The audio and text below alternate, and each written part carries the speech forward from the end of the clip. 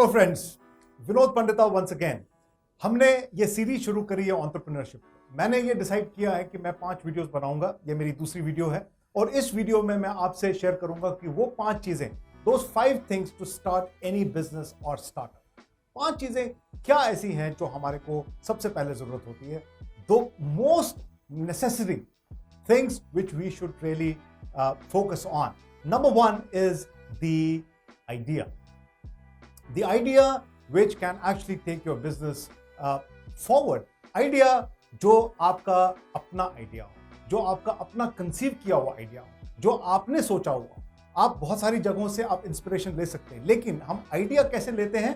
हम अपनी काबिलियत पे, अपनी कैपेबिलिटी पे, अपनी एक्सपर्टीज पे हम कुछ भी काम करते हो। हम 20 साल के हैं, हम 25 साल के हैं, हम 35 साल के हैं। हर एक आदमी इवन स्टूडेंट लाइफ से ही किसी न किसी की कार्यप्रणाली में, किसी न किसी चीज में एक्सपर्ट हो जाता है। एक्सपर्ट ना भी हो, वो चाहे एक्सपर्ट ना भी हो, लेकिन उसको कुछ ना कुछ तो जरूर आता है। चाहे वो राइटिंग स्किल्स अच्छी हो, चाहे वो बोलचाल में अच्छा हो, चाहे वो नेटवर्किंग में अच्छा हो, चाहे वो कुछ बेचने में अच्छा हो सकता है वो किसी अपने स्कूल के डेज में कुछ भी काम कर सकता है। और उसमें उसको मे भी फोटोग्राफर अच्छा हो सकता है वीडियोग्राफी अच्छा करता हो, उसकी कोई हॉबी हो, अच्छा गाना गाता हो। तो बहुत सारी चीजें हमारे अंदर होती हैं, लेकिन हम उसको एक्सप्लोर नहीं करते। मैं हमेशा बोलता हूं that you have to discover your passion and purpose of your life to maximise its potential, that you can actually take your life to the next level. Ultimately हमने क्या करना है इस दुनिया में? हमने इस दुनिया में अपने पैशन से कुछ ऐसा काम पकड़ना है जिससे हम सफल हों, जिससे हम रोजी रोटी कमा सके पहली बात, और हम सक्सेसफुल हो सके और इतने बड़े बन सके कि हम दूसरों की हेल्प कर सकें। तो पहला है आइडिया, जो मैंने बताया कि वो आपके स्किल्स पे, आपके अपने नॉलेज पे और आपकी इंफॉर्मेशन पे, आपके पर्सनालिटी को सूट करता हुआ आपने वो आइडिया क्लिक करना है और उसको लेके उसको बैठ के उसके ऊपर काम करना है रिसर्च करने के बाद।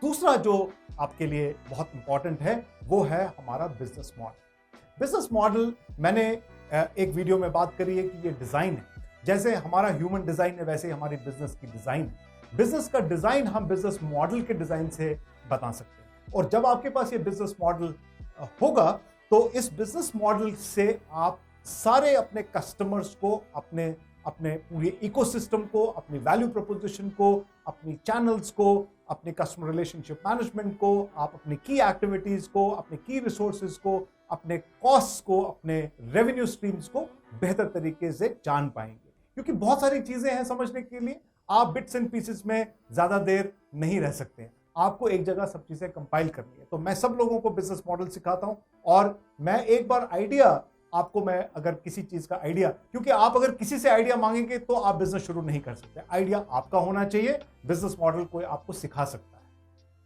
तीसरी चीज जो है वो है बिजनेस प्लानिंग, बिजनेस की ग्रोथ की प्लानिंग, कि मैं अगले 1 साल, 3 साल और 5 साल में अपने बिजनेस को कहां से कहां लेके जा सकता है या जा सकती है।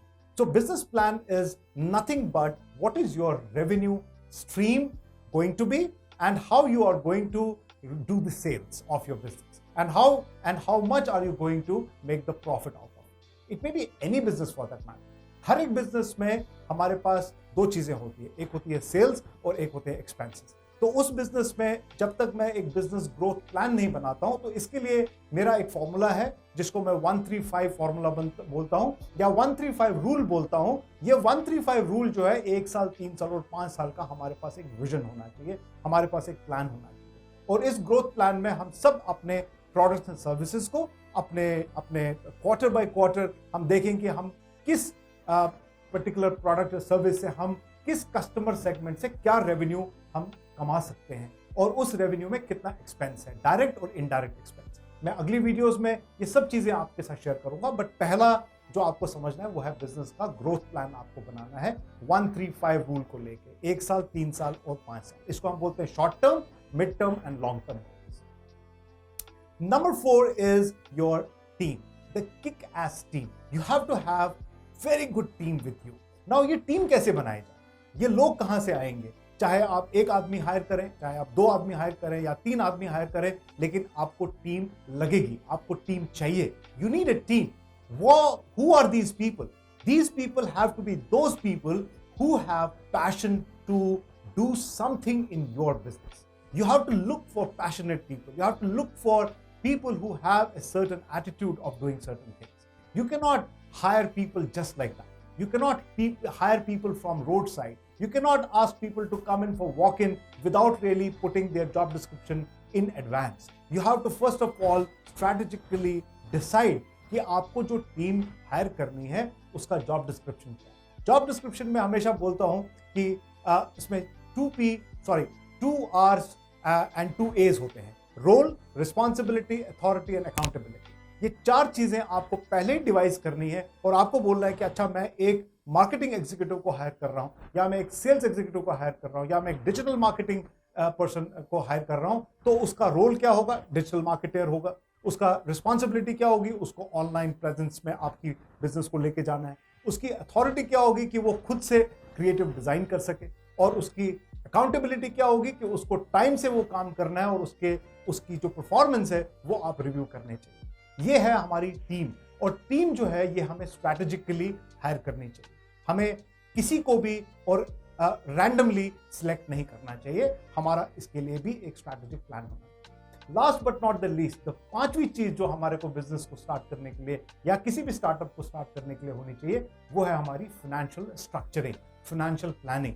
बिजनेस प्लान अलग होता है, बिजनेस मॉडल अलग होता है, और फाइनेंशियल प्लान अलग होता है। फाइनेंशियल प्लानिंग होती है कि हमारी फाइनेंशियल रिस्ट्रक्चरिंग या स्ट्रक्चरिंग कैसे हो।